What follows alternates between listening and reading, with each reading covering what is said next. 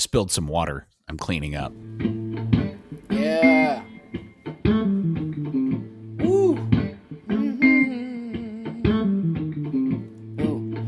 Third Degree, the Third Degree Net Podcast. Third Degree, the Third Degree Net Podcast. Third Degree, the Third Degree Net Podcast. Third Degree, the Third Degree Net Podcast. Third Degree, the podcast, is brought to you by our fantastic and loyal listeners just like you. If you like our coverage here on Third Degree, the podcast, on thirddegree.net, on social media, we got all the pro teams and the metrics covered just for you. Why not join us? Patreon.com, Third Degree. Give us the support. On with the show. Well, hello there, DFW soccer curious person. Welcome to another episode of Third Degree, the podcast. And because we only have him for a short amount of time because something important beckons, there he is, Dan Crooke.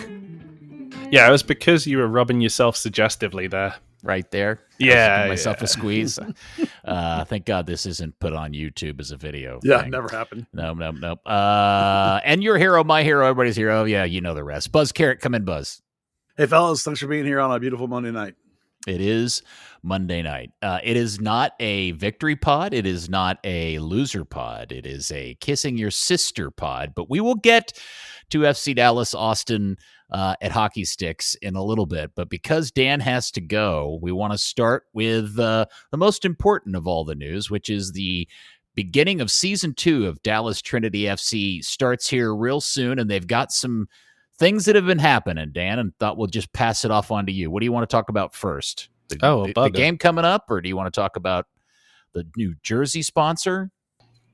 Well, I mean, we can start with a jersey sponsor. A jersey's always fun. Okay, we'll throw a little kick tot to start with. So, we got a couple of another healthcare system, Scottish Rite for Children. Okay, are you going to tell me that because I see 2 different brands listed here, they're going to do the same bit FC Dallas is doing, where they're going to wear both their primary and secondary kits at home? Some, but not 50-50. The road kit, the secondary kit, will be worn at home a few times, but their deal does not specify an even split like the FC Dallas one does. Believe me, because I had the same problem you did. I asked. I was like, please don't do that. They go, no. Do you hear that? Do you hear my grunts of discontent with this news? I don't like this. Well, what would you prefer? Like 100%? I want you to wear your home jersey at home. I want you, whatever your home color is, wear the damn shirt at home. The size of the UT Southwestern banners around the Cotton Bowl, no one's noticing the jerseys over those. Yeah.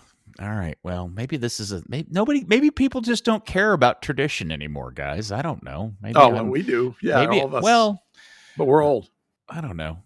I was watching an episode of Lego Master Jr. while I was having dinner tonight, and they had a whole montage of these kids who had a celebrity guest host helping them, and they had a whole montage of these kids berating the host for calling them Legos, because apparently I'm a kids Lego master. Because oh god, that's awesome.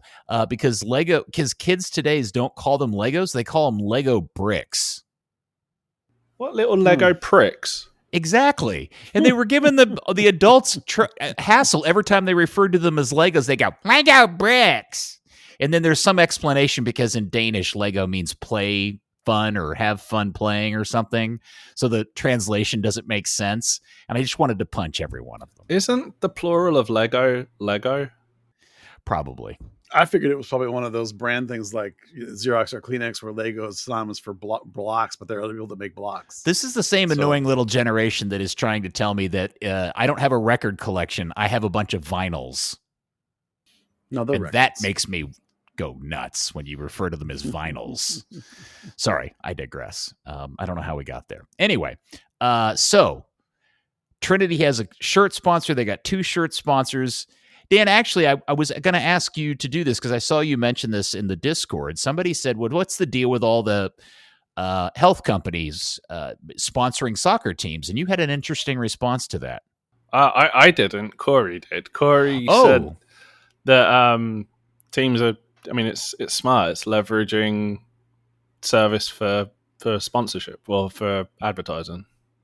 You know, the same thing that FC Dallas did for years with the Dallas Morning News. Right. But I thought there was a secondary thing that was brought up in the Discord. There was some sort of tax benefit or budgeting benefit or something. No, the part I said is, a lot of these health systems are not for profit. So having an outlet for small amounts of money can be beneficial. I see. Okay. Very good. Well, they have a shirt sponsor. That's a big deal. What about the season? It starts off this weekend, correct? Mm-hmm. Yeah, they're really unfortunate that they're running directly against the LAFC game. Oh, that's right. Yes. Okay. I guess the entire Dallas-Fort Worth Korean community will be up in Frisco instead of the Cotton Bowl this weekend. Sounds good to me. Unfortunately, we kind of would have a bit of a season preview, but we have no idea how preseason's been because it's been so secretive. We only knew there was a game at the Cotton Bowl this past weekend because the opposition team mentioned it, and then went to inquire, like, hey, is it open to media then if it's just closed to fans? No, it's friends and family only. Okay, so you're paying the money to use the Cotton Bowl, but you're not. Yeah, cool, great. Missed opportunities all around. I don't know. I mean, how do you feel about it, Buzz? The season or the lack of coverage of the preseason? Just how weird the preseason's been. Like, they went on a series of games up in the Northeast, and I didn't even know that they were playing anybody. They went out of town. They played 2 games, and the only reason I knew about it was I went to the SMU game, which was up in the Lubbock because it was SMU game. SMU was hosting, and Charlie mentioned it to me, their owner. He's like, "Oh yeah, we went up here and played the what? What are you talking about? You went up there and played this team? No release, no nothing, no scores." Like, it's just impossible to get any information at all. No press releases, nothing. It's like, I mean, this is the thing. I kind of go back and forth sometimes of like, is this a serious project? Is it a vanity project? And things like that, where you don't capitalize on the few people in the area that want to give coverage to your team and try and spread the word, you just kind of forget about it. They could have brought in a bunch of fans on Saturday because FC Dallas wasn't playing at home. There wasn't a whole lot of soccer unless you wanted to stick to the TV and watch Austin. They could have brought their usual 2,000 in and made that little bit of money and just, I don't know, had some build up to the season, some excitement. Yeah. Are they running like a dry running, or maybe the right way to say it is a test run of purely organic marketing, just like word of mouth kind of thing? No, they're just built purely on volunteers. They have a great PR company they've hired who have fantastic people that we work with all the time. Do they just refuse to use them? Do they not want to pay them money to their billable hours? And I don't get it. Yeah, even at the SMU game, they intentionally played with blank jerseys. So numbers, names, nothing. So you had to try and guess who the people were that were new. It was like you say, the only reason people got to see that, the only reason people knew it happened was because SMU hosted it and publicized it. Yep. I don't. It is a total mystery how they're running and operating this thing, and how they must be losing just absolute bucket tons of money. There's no way this thing's making any money, is there? Can't. I suppose it would depend on how low the player costs are. Well, I mean, I suspect Lexi Missimo is on a contract that's worth probably most of the rest of the roster in aggregate. But beyond that, the whole thing is just so mysteriously done. And I really like the people, and I like the team, and I like the concept and everything. Mm-hmm. But maybe that's the part of it, is that they're running at such a financial deficit they can't afford to use the PR company to help promote the preseason, and they figure out the return on investment of that is relatively low, that they've got, they're still selling season tickets. I don't know. I hope it works out for them. I would hate to hear that this thing doesn't work out past another season. I just always go back to the whole thing. You get Andy Swift, you get Michael Hitchcock, you get someone in the area that can get butts in seats and knows the business of soccer. Even if it's, hey, can you help us out gratis? Do it.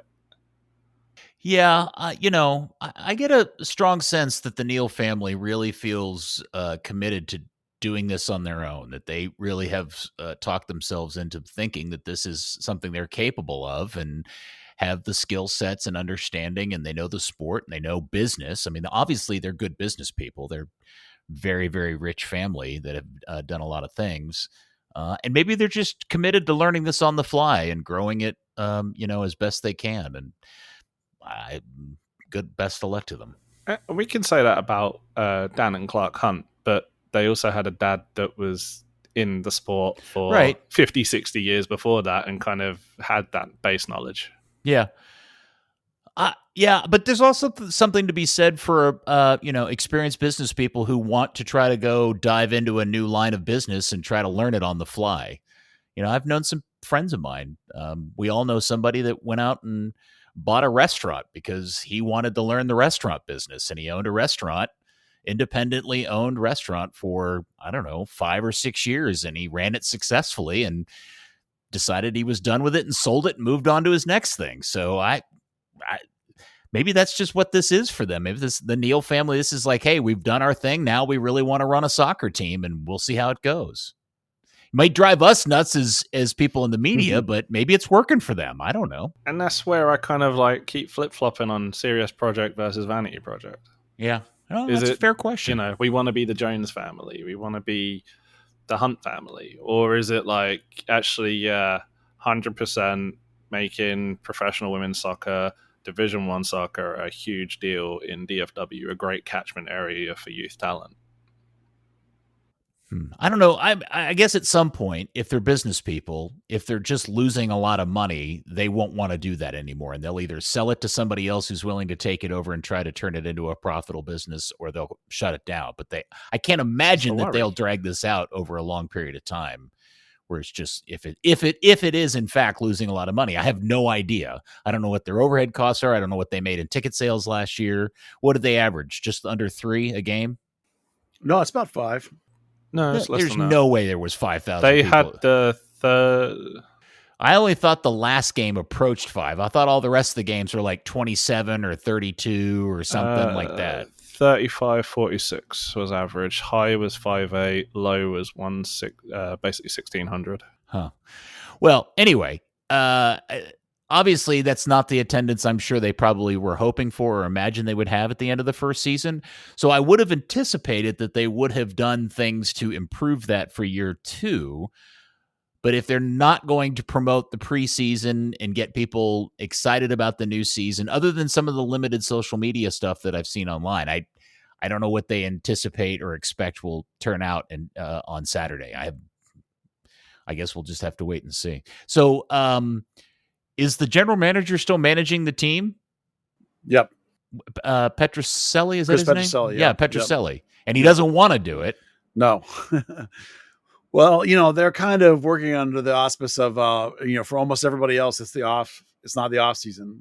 Everybody else is in mid season. So they're probably thinking they might need to wait more towards the end of the year when they see other coaches come available, because colleges will wrap up their seasons and their fall seasons, and NWSL will come off of their season. So there might be more availability, and that's probably when they're really going to try and look for a coach. So I think that they're okay with Chris for now, but he definitely, every time I've talked to him, he's been like, no, we're definitely getting somebody else at some point. So I'm not doing this. We all see the writing on the wall. Yeah. They're going to have a good start to the season. They're going to be a good leading team, and he's going to be put under the pressure not to give up the head coach gig, the coaching gig, because they're playing so well at the risk of blowing the season. You can see. We'll have to see how much he wants to stand his ground on that. Yeah. We'll see how that goes. So anything else? Do we know is there additional players that we need to talk about? The Lexi Missimo injury situation? Well, Missimo's the thing, because that hangs, the tactics and everything hangs on that, if she's healthy or not, because she's sort of an underneath playmaking 10, so they got Lancaster, sort of midpoint last year, and she works really well sort of as an off striker with Thornton. So if you're going to have Missimo, you kind of need a double pivot behind her. And so that kind of changes things up. At SMU, they use a back 4, basically what is a 4-4-2, or depending on how you stared at it long enough, at times it looked like a 4-3-3, but mostly it was kind of 4-4-2-ish. That could have been a really lazy winger, left midfielder, right? Yeah, midfielder. It could have been. I mean, one of their other big issues is that I think they're short of center back right now. Hitson's your left back, basically coming back, and they have a couple of people they brought in on the right. I really liked Kylie Delaney, what I saw her, but they have Davison back at center back. But other than that, it's kind of a work in progress. And so, at the SMU game, Amber Weisner, who was Amber Brooks, Amber Weisner now, she was playing the first half as a 6 and the second half as a center back. So I think they're trying to figure out, it looked like to me, what is better, her at center back with somebody else trying to fill in at 6, or her at 6 and somebody else trying to fill in at center back? And I'm not sure they have the answer to that yet. So that's kind of a work in progress. It'll help a lot because Deborah Abadoun was at the African Cup of Nations, I think it was, and she's now back. So that'll change a lot in terms of what you can do in midfield. But they're going to have Danielson is back, of course. Bolt is back. Ubagugo's back. They have most of their offensive pieces back other than the injured Missimo. So sort of that question of like how we fix center back will change like what's going to happen in midfield and when Missimo comes back. So there are these big question marks out there floating around. And Dan, I don't know how you feel about their defensive situation, but it definitely has been rebuilt. That's the area they rebuilt, was the defense, and we'll see how it holds together, I guess. Yeah, I'm interested to see what they do with Maya McCutcheon. She's obviously just come off the A-League women's season, so she's 23 games into a season immediately coming into Dallas Trinity in preseason. So I can understand giving her a bit of time off because we've seen what happened with Asazia Reguido on FC Dallas doing exactly that. But she's kind of splits time between the centre back and 6, much the same as Amber has. So I'm kind of excited to see that one because it felt like she had a bit of a rough go at North Carolina. Goes off to Wellington, seems to play really well. Was a very local player from Murphy, so that's my one that I'm looking out for this year. Yeah, I think it was Shadia Nankaya. That's the first time I've read that name out loud, so forgive me if I'm getting that wrong. I believe she's the one that got the start at center back against SMU and then flipped with Amber midpoint and went into midfield. So I don't believe McCutcheon played at the SMU game. I think I saw her on the sideline. So, again, we didn't get to see, that was the only game any of us saw in the spring. So there might be all kinds of things happening behind the scenes that we haven't seen yet. How well did they play since you saw them play? How well did they play since you saw them play? Fine. I mean, SMU rotated through like 45 girls, so they were always fresh versus Trinity having to play, with pieces that are coming off of that trip that they made. They look like a team that was sort of getting it all together still in their preseason. The pieces that that are coming back all look exactly like they did basically at the end of last season. It's just a question of these new pieces and trying to figure out what they're doing tactically that caused any disruption at all. They're much better, I think, with Brooks in midfield. Sorry, Weisner. I'll get that eventually. Than at center back. And they were still missing a player or two at that time, and obviously Missimo changes everything when she comes in. So there will be a big fulcrum turning point when she does come back and when they have to adapt the tactics and the whole team around her because she's their star, big time paid player. Whenever that is. How did they handle goalkeeper? That game, Estrada played in goal. I was told that Riley Foster had just gotten there like that week. And so Estrada played that game. So I have not seen Riley Foster. And so I couldn't tell you which one of those young ladies is expected to be the starter. I don't know. That may be up for battle. Could I just say, and this is not a negative thing, if Gina Miller worked with Dallas Trinity FC, Riley Foster would be on every TV channel. Oh yeah? Why is that? Because when she was at Liverpool, she was the big story of she got in a car crash in Finland after they beat Man United in the League Cup in a penalty shootout. She got ejected out of the car, broke her back in 7 places. She should not be alive, but it's a great story that she came back. She went to Everton. She came back. She went to I think an Australian team. It was Wellington. It was with Maya McCutcheon. But did she play and learn the game using a ball made out of sheep's wool, plastic bags, and used condoms? I was likening it more to Ryan Hollingshead. I was trying to mix all the metaphors, all the stories together.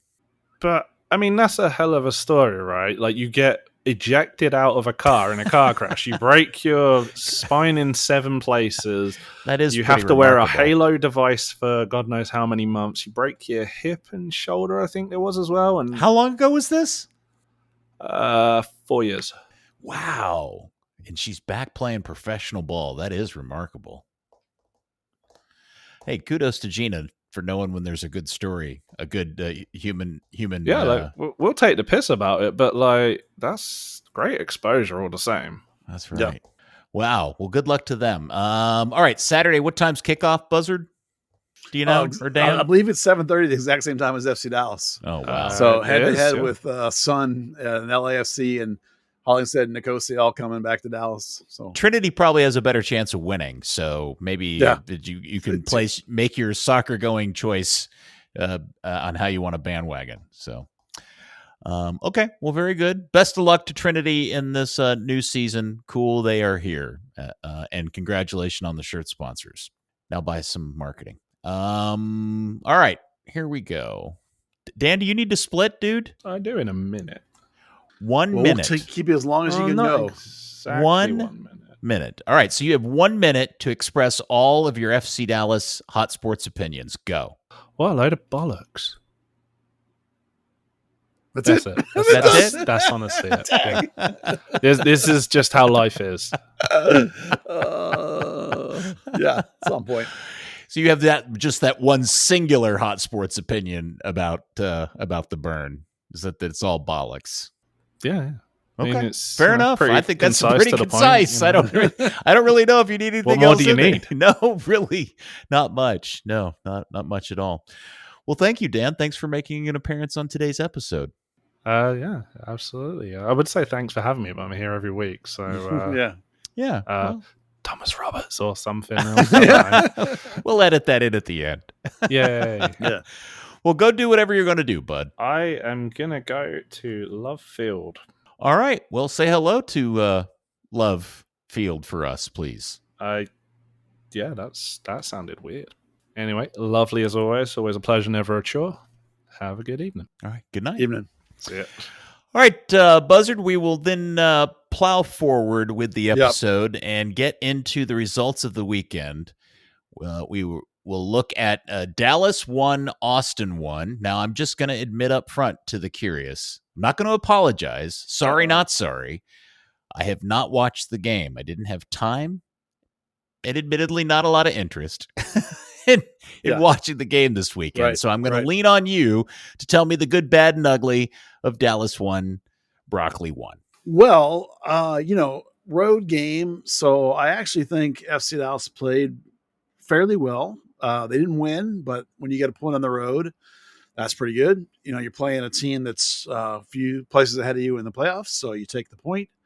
Watching it play isn't exciting or sexy or entertaining necessarily. So, you can't, I don't think that you can look too unfavorably on the way they play, because this is the way this team plays right now. They're clearly playing with this 3-4-3, or they were adamant actually on the broadcast that Quill's been calling it a 5 all the time. And it very clearly is, like, because they have so little possession, they're in that back 5, that 5-4-1 effectively, 70% of the game. It seems like at times.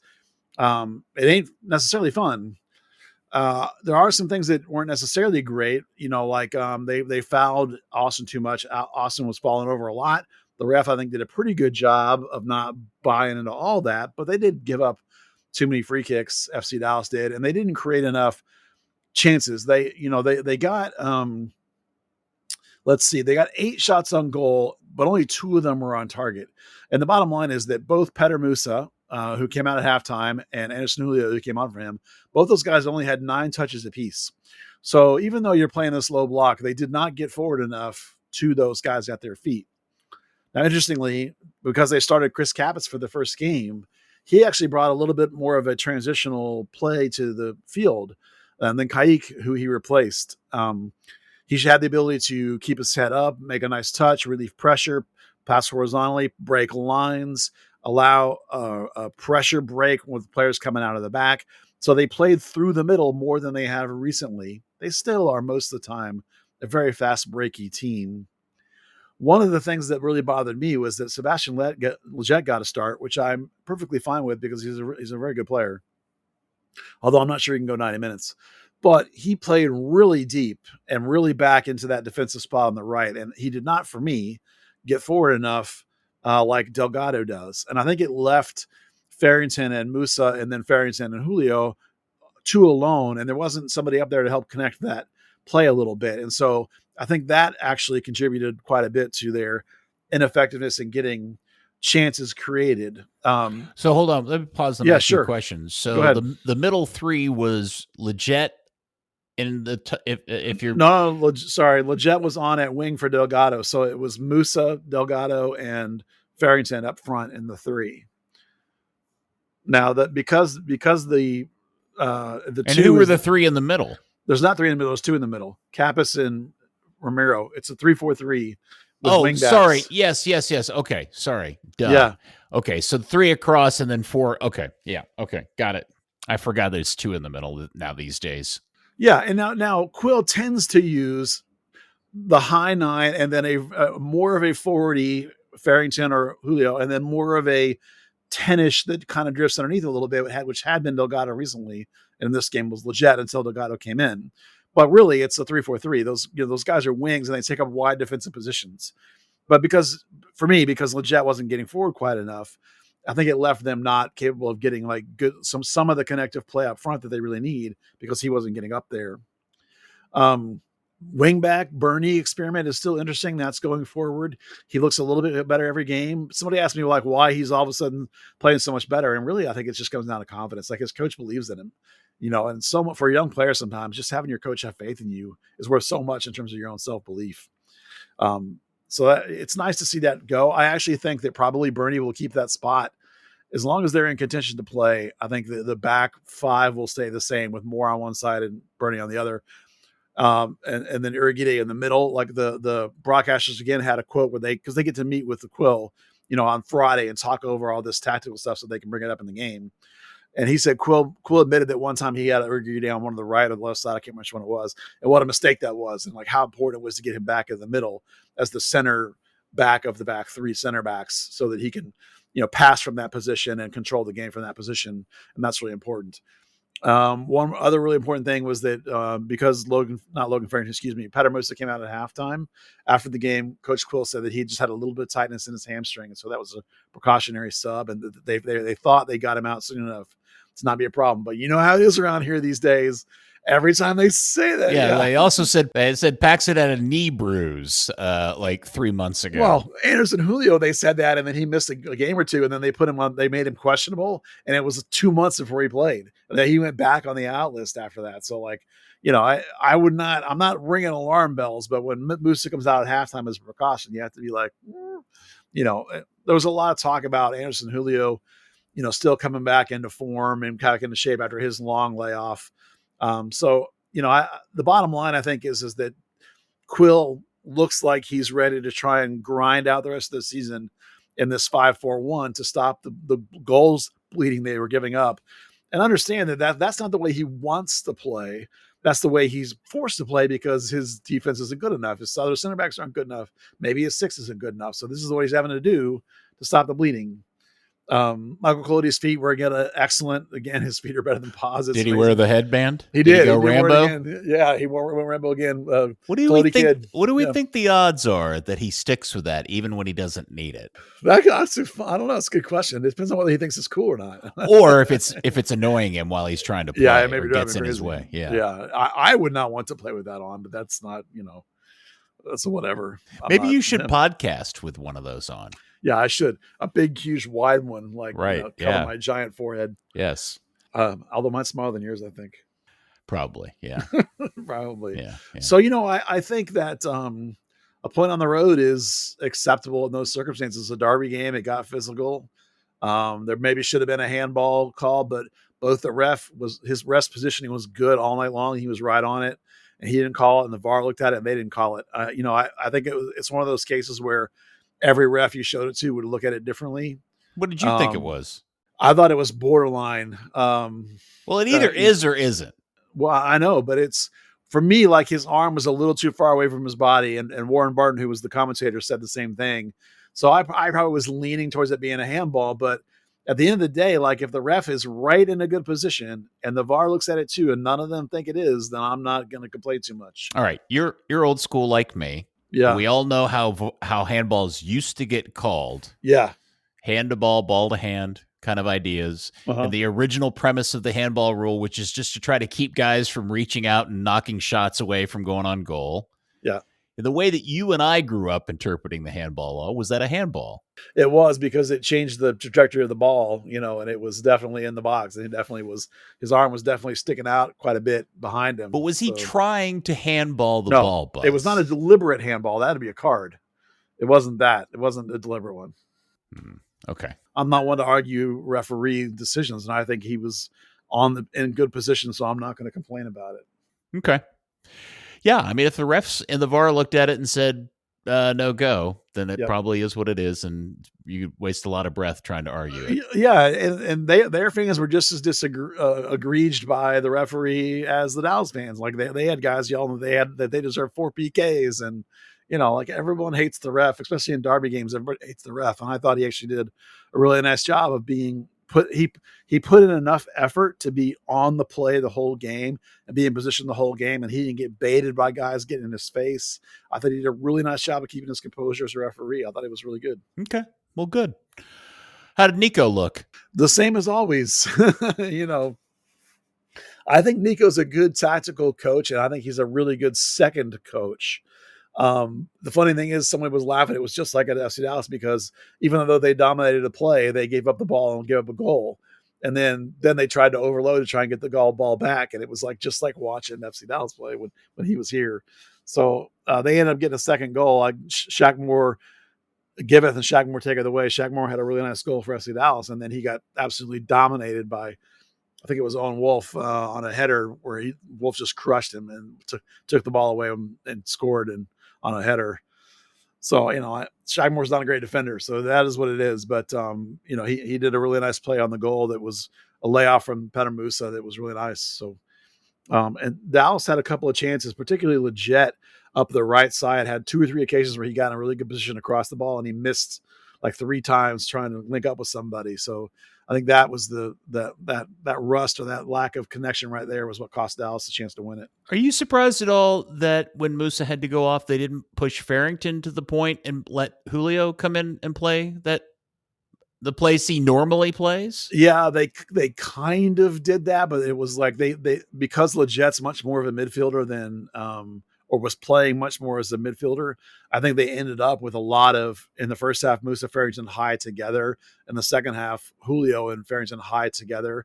And Leggett, like I said, wasn't getting forward enough. It wasn't getting up there underneath him. So, if you ask Quill, he might have told you that he did do that he made Julio left wing and that Farrington was the striker. But Julio was so high and Farrington was checking back just like Musa does. So it really was hard to tell the difference. And when you're talking about a front 3-ish sort of hybrid thingy, how it is these days. So you mentioned this earlier, and hearing this news, I kind of want to go back and watch the game now.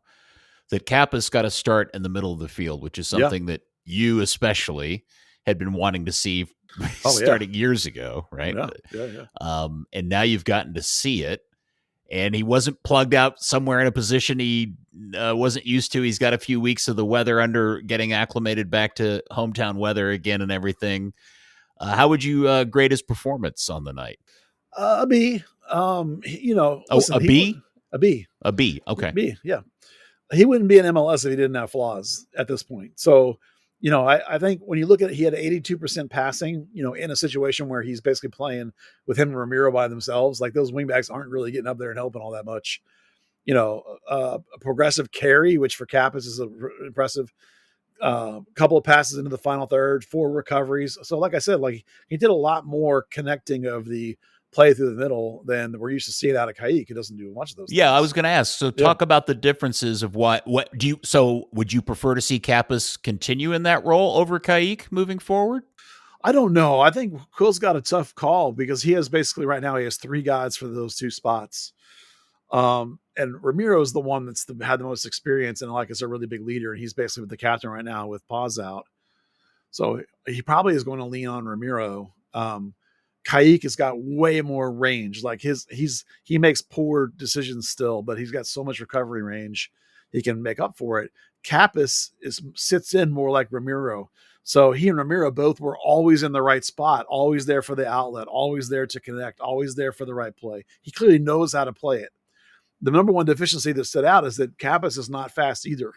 So he had a couple of times where guys ran past him because he doesn't have enough pace. But usually it was when somebody on his team made a massive turnover and he was trying to recover and get some guy that had been blown by somebody else.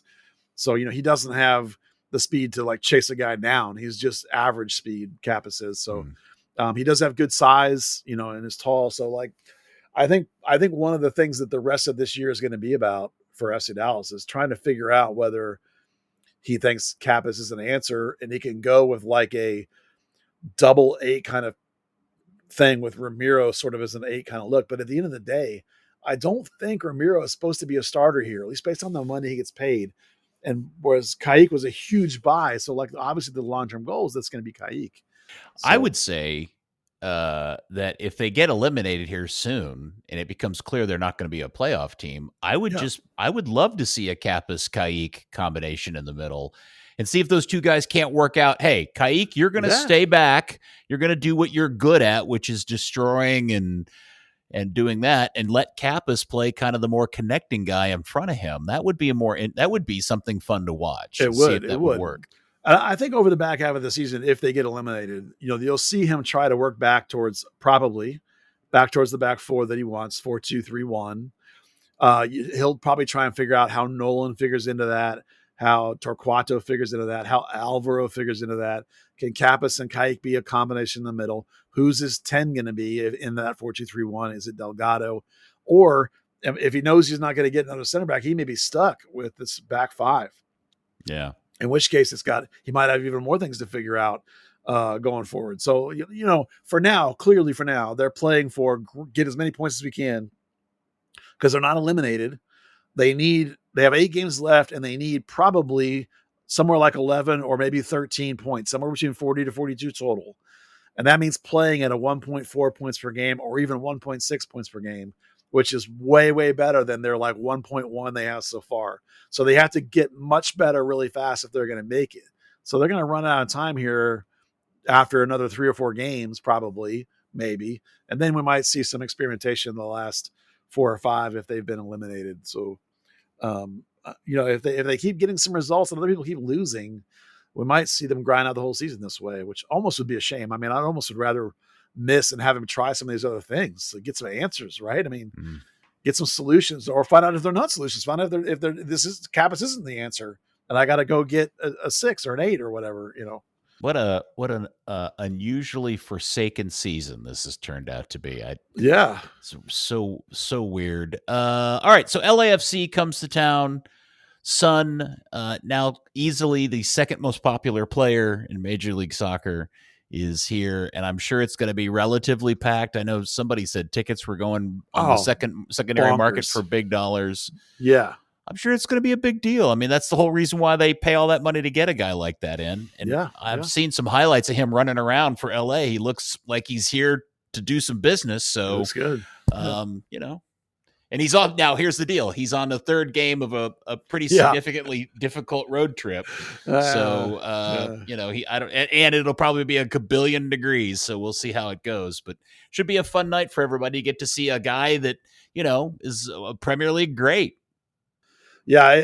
It's an exciting player to see in person. I can't wait. I mean, the big names that have come in this window, Son, Mueller. Yeah, thank you. I was like the German, the Kaiser, Mueller coming in. Those are 2 guys that I would love to see in person. Really talented. Obviously, from an FC Dallas perspective, Vancouver's not coming to town before the end of the season. They're not. Okay. I said I want to. Right. Doesn't mean they're. Yeah. No, I know. I just couldn't remember if they had a game here. Maybe Dallas will make the playoffs and they'll get to play Vancouver in town. Yeah. Well, they're going to be. Let's see. Who do they have left? The double LA teams: St. Louis, Austin again, Colorado, Portland. Oh, last game of the year at Vancouver. Oh, it's at Vancouver. I knew Vancouver was on the schedule, but that's what it was. Okay. Quick before the Germans get here. So as for this game, you can look at the formation and the talent that he's been playing as much as I can. I don't think the way Bernie's going, I think Quill will want to keep going with that. I don't think Torquato will be in there. The back three and more are going to be the same. That's not changing. Ramiro's a lock. So, like, how did Kappas do? Is Carrik back in? I think you might see Kappas again just because of how that went fairly well, I thought. Is Musa hurt? Huge question. Is Julio back to where he can start? Huge question. Farrington obviously is good to go. Like, so those three guys are for two spots. And then the third spot up front is this Delgado Leggett. And like Delgado played like crap last week and he opened the door and he started Leggett. And Leggett played okay, but for me, didn't get forward enough. And I think that leaves a chance for Delgado to maybe come back in because Delgado did about as much in the 30 minutes that he got as Leggett did in the whole 60 before that. So I think there's a good chance Delgado will be back in. And that basically is really it. There's not a whole lot of debate when you're this late in the season trying to grab as many points as you can out of your last 8 games before you start to really experiment, because you can if you're eliminated. Well, Saturday night, 7:30 up at Frisco. Yep. It should be an interesting game to see how that goes out with the turnout and the whole thing. I'll be interested to see if any of the local media picks up on this in the same way they did when Messi came to town. I wouldn't anticipate it being quite like that, but he's a pretty significant international superstar. Oh man, I saw a screenshot today of somebody had posted a ticket for like $5,000, just probably on a lark. I'm like, will anybody be crazy enough to buy this? But I mean, the ticket prices are going crazy on that game. Yeah. 3 days left in the window. It's a Thursday at 5 p.m. Yeah. Well, that's what I was going to bring up next. Yeah. So, the window's about to close. We're not anticipating Dallas doing, why would they at this point? Well, there's not really, the only reason you would is if you already had a guy lined up that you're going to get this winter and he's ready to come. Well, why wouldn't you even, you're not going to wait till the last second to announce it. And the thing is that like the roster freeze is later. So like you could still add like a trade in the league. You could still add someone who's a free agent in this window. You could pick them up later. With 8 games left, what are you going to do? It's going to help you. You almost might as well wait. So like what I mean is like there's no really reason to do anything unless it's like a dude that you already have like a 3-year deal coming and it's like, okay, go ahead. They do have a couple open roster spots, so they certainly could move some stuff. If this was a different league, they could be a dumping ground team where they could say, hey, if you got a guy you need to get off your book with for the last 3 months of the season, give us this and we'll take him and then we'll cut him later or whatever. Right. But I don't think that this MLS teams think that way really. Nobody needs the money space that badly that they don't have. I don't think anyone's thinking that way these days yet in this league, but so I don't anticipate a move. They've also spent and lost a lot of money already this season. Yeah, and really like losing a Delgado, losing a DP, like the way it went down, where it was like almost like very late in the season, relatively speaking, to decide. Okay, you mean Acosta, not Delgado? I'm sorry. Yes, I misspoke. Of course, Acosta. Where they, realize, okay, this is not working. We got to get rid of the guy. I'm sure they didn't have another 10 lined up. They may have a list somewhere of some names written down, but that doesn't mean that like he was ready to go 2 weeks later when you sold Acosta.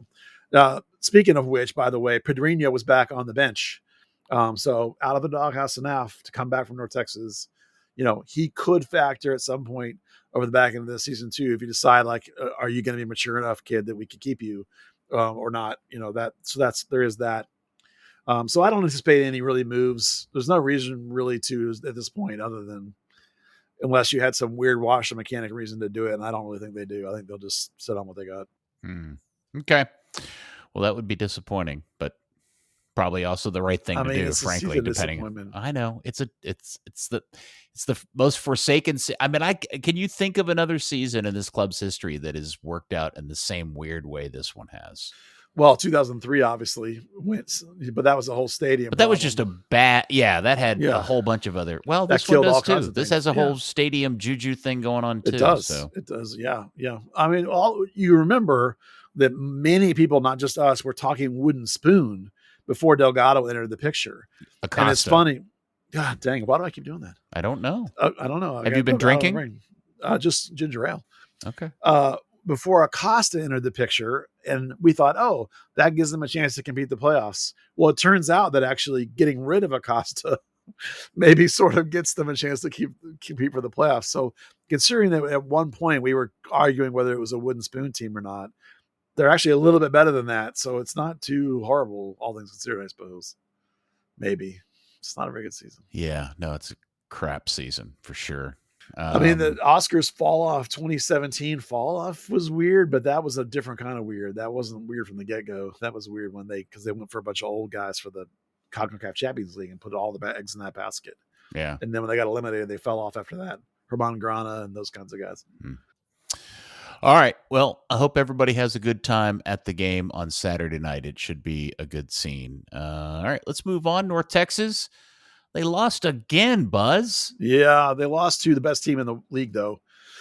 St. Louis City 2. They played. The thing is, I'm actually really happy about that game because they played more kids and they played guys that are some of the foreign guys they have at positions I like them better. So I actually was more pleased with the game, even though they lost. So, like, sometimes you have to think about North Texas differently. Like, it can't just be about the fact that they lost. It's about what happened on the field is more important. Yeah. They're still in the playoff picture. They have LAFC 2 on Sunday. That's really important that it's after FC Dallas plays. So, for example, perhaps Alvaro could be on the bench or Sam Sarver could be on the bench. And then on Saturday, if you wanted them to, and then they could go down and play on Sunday. That's important. I will also throw out there that Isaiah Kakush, who's a young North Texas signing that I really like, is in the youth national team program. He tore his ACL in training this week. So he's done for the year. And the problem is that he's going into an option year and there's a 1-year option on him. So his option, so if FC Dallas picks up his option, it'll expire right when he's coming back from the ACL. So they probably won't pick up the option. I think enough of the young kid that I would give him a hybrid deal, 1 more year or 2 more years at North Texas and then homegrown, because I think he's really, really good. What's his position? He's a 6. I think he's a supremely talented player, great young player. He was with Barca USA, and he actually went over and trained with Barca for real on their academy and stuff. So really talented kid. Big kid? No, Testament size? No. He's under 6. He's right around 6 feet tall. Okay. Really good player, though. Really smooth touch just for a 6. I really like him. But it just comes down to now this knee is really going to be coming at a horrible times in terms of contract. And what FC Dallas will do is going to be, FC Dallas is sometimes just rather not deal with it. Just let them go. For what it's worth, Kakush is a kick-ass last name. It is. Everybody just calls him Koosh as far as I know. Why wouldn't you? Why wouldn't you? What's your name? Koosh Kakush? Koosh. Yeah. Yeah, really good player. That's sweet. Well, best wishes to Koosh in that knee injury. I hope that. Well, it's disturbing too because this is again like the 5th or 6th ACL. It's like, and a lot of them are North Texas. We've talked about this, right? A bunch of knee, yeah, it's not good. Something's going on. Like some signs are better with the fitness, but other things are not. Lots of hamstrings and lots of ACLs right now. So it makes me raise my eyebrows. Wonky. Okay. Texoma, man, they were on a heater, Buzz. What happened to Texoma? They lost again. Yeah, they just, they got really hot and they just cooled off some. They lost at home to, again, the best team in the league, but that's, whatever. So they're tied for 8th. And they've got a game. They got 2 games this week against AV Alta and Greenville Triumph, who are the teams in 6th and 7th. So this is a huge week for them in terms of making the playoffs and climbing a little bit. The Wednesday game's at home and the other game's on the road. Yeah, it's interesting to try to figure out what's happening with them. Like they don't have like a lot of injuries or anything. It's just not working. I don't know if they got tired or if it's just like what it was that got them. Their keeper still is the same. He looks pretty good. It's like they're not missing any star players that I know of. So, how are attendances going up in Sherman? Not great. Not good. No? Yeah, no, I'm concerned about this franchise. In fact, I mean, I don't think they get more than what kind of numbers? 100. I think it's a couple of hundred. Oh no. Yeah, I don't think it's even 1,000. I'm pretty sure that McKinney Chupacabras like outdraw them by significant amount. And that's an amateur team. According to the internet, their average home attendance is 1,200, but I don't think I buy that. I mean, they have 1,200 doesn't sound good for trying to run a professional USL 1 team. I mean, I think early in the year maybe they had like a peak of like they got like 3,000, but then Hearts of Pine the other day they had 200. So, it's, I Holy think, cow, I think, yeah. 200. I mean, look, Texoma, like that Sherman Denison area is not a No. massive media market. No, it's not even a rated market. That's why this Yeah. whole idea of putting if you were going to put one of these, like McKinney or Lubbock or Denton idea teams, kind of these summer kids going to college teams, semi-pro teams, that totally made sense. But investing money in a USL 1 team in Sherman, Texas always felt like such a stretch. And I admired their ambition, but holy cow, that's yeah, I can't think that like that. I mean, there are teams that draw less than that in USL 1, but not many. There's only a couple that draw less than them. Two, in fact, that draw less than them on average, according to Transfer Market. So, that's not, you really need to sustain 3, 4, 5 like Trinity does, in USL 1. To me, those are similar in stature in terms of like size of organization. They have a youth club, they have training grounds, they have costs that they don't own that stadium, so they don't own revenue. So like, I'm concerned about that franchise. Like they had the whole kerfuffle with their owner / CEO that got fired as the CEO. So, lots of troubles, brewing in Texoma. I mean, I of course hope they survive. I hope they do. I hope they figure it out. But 1,200 to me doesn't feel like that's necessarily sustainable in terms of profit for revenue to pay the bills, man. Yeah. For sure. Not when McKinney's doing, average at almost 5, like whatever it was, 4,800, whatever it was, I think. So, yeah. Yipes. Okay. And Atletico Dallas, their big news of the week is that their training facility plans in Garland got approved. Yeah, it actually happened last week, and I somehow missed it, but they put an article up on their website with it. It's the same images and the same floor plan and the same stuff that everybody saw when they proposed it in the first place. But apparently it's been approved. So, you can go there and look at the drawings. They look really nice. Some cool images. It's got something like 7 fields for training, first team field, 7 other fields. They have this, what they call this showcase field, which is this 2/3,000 seat stadium. It's a nice little facility. It looks really good. So good for them that they got that through the approval and it's moving forward and cost about 70 mil. I think it is combined, which is, I believe their offices are going to be there too, or at least some of them, maybe they're coaching and training offices, if not their team offices. So, nice to see progress happening. Maybe some shovels will go in the ground soon for Atletico Dallas. That would be good, since they're another year away from playing. Yeah. Well, this is all a bummer of an episode. There's no winning in this episode, Buzz. It's losing and kissing sisters. So just to try to brighten up the scene, I will bring some winning to this episode by bragging that little old me hit the game winner this weekend for Barachos in our over 50 old man Sunday league, beer league, Jim Jam. Played a very difficult opponent who are self-titled Super Bad. So there you go. Congratulations. One-timer right-footed side netting, Buzz, from top of the box. Top of the I was going to ask if it was from midfield. Nope, so top of the box. How far out were you? No, top of the box. Was it a real banger, or did you just get lucky? It was no, it wasn't like I knew what I was doing. I did it on purpose. Oh, yeah, on purpose? Intentional? Yeah. It's deliberate? Yeah. Nice. It was a tight 1-1 draw at that time, Buzz. We went on to win. I made it 2-1. We went on to 1-3-1. So we start the season strong. First place for right now. I didn't know you were a big overlapping right back. I'm not. I was playing left mid. Oh. And I made the run towards the penalty spot because the ball was coming in. And there it just kind of landed right in front of me. And my teammate said, hit it. So I hit it. Hit it. Amazing. Yeah. Nice job. Hit it. I remember going to an academy game once, and a particular mother on the sideline, every time the team that she was cheering for touched the ball in the offensive half of the field, she screamed, shoot it. It doesn't matter where it was or who it was. If it was across midfield, it was shoot it. I was like, oh my gosh. Okay. That's awesome. Hey, speaking of kids, the CONCACAF U15 championships just happened. Dallas had 4 kids in that tournament. 2 with USA, 1 with Puerto Rico, and 1 with Mexico. And Mexico and the USA met in the final. The kid for Puerto Rico is fascinating because he's a center back in a year younger. He played. They called him up a whole year higher. He's a center back, and they play him as a 10 because that's how talented he is. Is that he's young, and so that's impressive to me. And he's a center back for FC Dallas. So bottle that one in the back of your brain. Poor kid goes to play for a national team that isn't good enough or very good. So he gets to play as a 10, and then he comes home and they stick him at center back.